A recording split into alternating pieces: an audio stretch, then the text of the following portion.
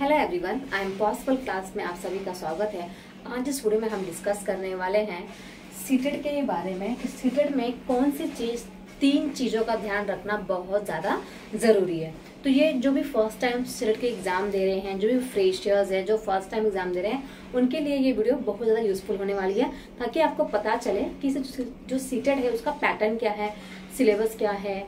Okay, चलिए फिर start करते हैं। उससे पहले चैनल को सब्सक्राइब करें, लाइक कमेंट शेयर जरूर करें। तो सीटेट में हमें तीन चीज़ों पर ध्यान देना बहुत ज़्यादा ज़रूरी है। ओके, फर्स्ट है सिलेबस।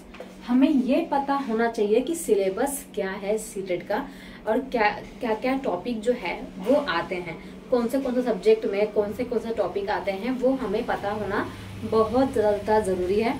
अदरवाइज हम लोग सिलेबस हमें पता ही नहीं रहेगा, हमसे पढ़ते जाएंगे तो मालूम पड़ा कि जो हम पढ़ रहे हैं वो एग्जाम में आने ही नहीं वाला है। फिर ऐसा बोलते हैं कि मैंने तो बहुत मेहनत की थी पर मेरा पेपर तो अच्छा नहीं गया, मैं फेल हो गया।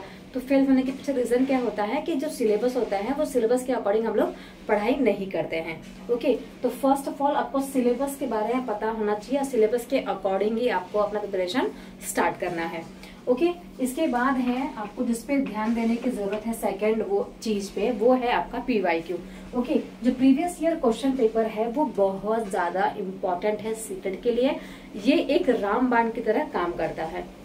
ओके, इनफैक्ट कोई भी एग्जाम अगर आप देने जाते हैं कॉम्पिटिटिव एग्जाम, तो हर एक एग्जाम में PYQ जो है वो बहुत इम्पोर्टेंट भूमिका निभाता है, क्योंकि उसमें से क्वेश्चंस रिपीट होते हैं और क्वेश्चन से आपको समझ में भी आ जाता है कि जो स्टूडेंट का जो लेवल है, क्वेश्चंस पूछने का जो लेवल है, किस तरीके से क्वेश्चंस पूछते हैं, किस तरीके से वो क्वेश्चन को फॉर्म करते हैं उस टॉपिक से, तो आपको बहुत सारा नॉलेज मिलता है PYQ से। तो PYQ आपको सॉल्व करना बहुत ज़्यादा ज़रूरी है। ओके, पहले आप स्टार्टिंग में क्या करें, थोड़ा बहुत कॉन्टेंट का नॉलेज ले लें, उसके बाद कंटेंट भी पढ़ते जाए और PYQ भी सॉल्व करते जाएंगे तो आपके लिए बहुत ज़्यादा यूजफुल होगा।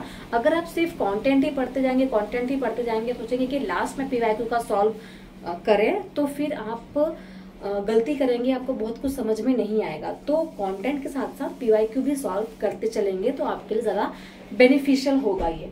ओके, थर्ड अगर हम बात करें तो बुक, कौन सी बुक आपको यूज करनी है सीटेट के लिए। देखिए, ऐसी कोई बुक ही नहीं है जो आपको यूज करनी चाहिए, क्योंकि टोटल जो पूरा आता है वो NCERT से ही आता है।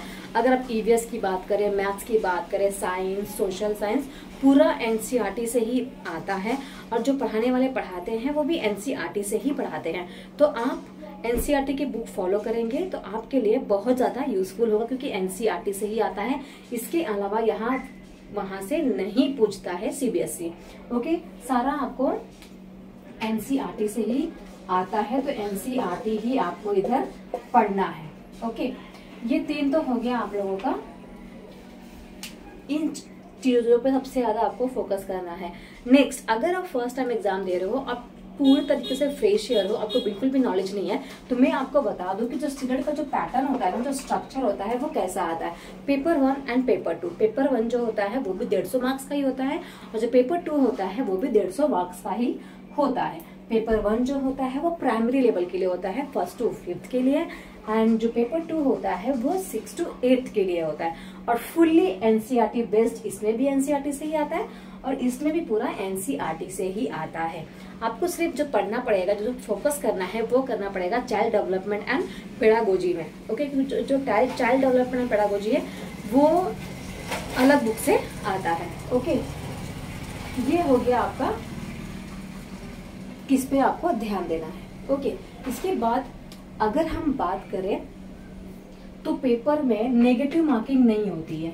ओके, इसमें भी नेगेटिव नहीं होता, इसमें भी नेगेटिव मार्किंग नहीं होता है। पेपर जो होता है ऑनलाइन बेस्ड होता है, आपको कंप्यूटर पे बैठ के पेपर देना होता है, सिर्फ आंसर को टिक लगाना है। इससे आपका बहुत ज्यादा टाइम बच भी जाता है। पेपर जो होता है वो 2.5 घंटे का होता है, आपको पता ही होगा। 150 क्वेश्चंस होते हैं, 2.5 घंटे का पेपर होता है, और उस 2.5 घंटे में आपको आपका पेपर सॉल्व करना होता है। ओके, तो ये हो गया सीटेट के बारे में कुछ बेसिक इन्फॉर्मेशन, जो कि फ्रेशर्स के लिए और जो भी फर्स्ट टाइम एग्जाम देने जा रहे हैं उनके लिए बहुत ज्यादा महत्वपूर्ण होगा।